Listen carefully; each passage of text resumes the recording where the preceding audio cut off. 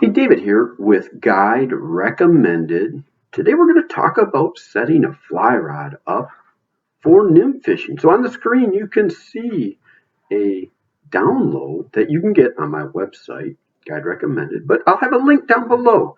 So let's get into tying the knots, adding the weights, putting on some nymphs. So thanks. All right, so let's tie on our tippet. So 4X tippet, again, we've got our, that one already out, but a 4X leader. I'm going to tie on about 20 inches. So I'm going to pull off about 24 inches of tippet and attach this with our double surgeons knot that we've talked about over and over. I'm doing this, these knots over and over,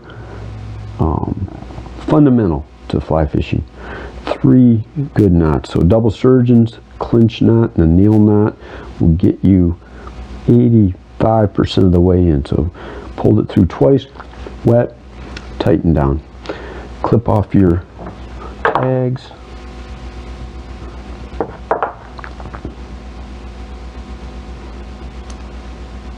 One clipped,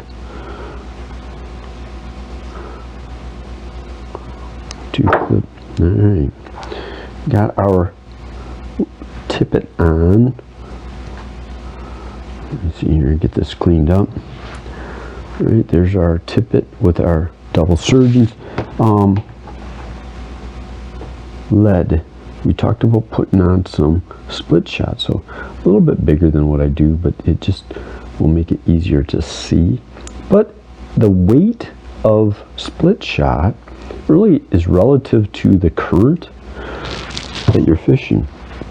So pinch that on with fingers and don't bite lead, it's toxic. And then use your scissors, clamp, put that above the fly, above the double surgeons. That will keep that split shot from sliding down, right? From there, you can tie on, just so we can see it easily. Grab a big stone fly.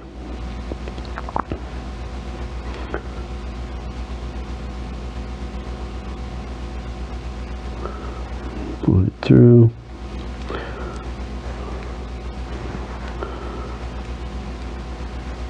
Two, three, 4, 5 to 6 loops, right? Wet. Pull it down.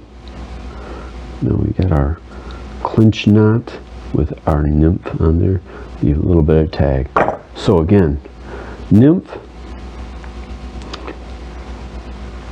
to our double surgeons to our split shot if required. Again, the whole objective, get that fly down close to the bottom.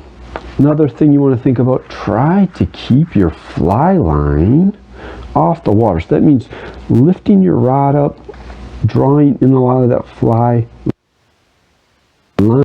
Don't cast a huge long way. You want to be able to keep that off.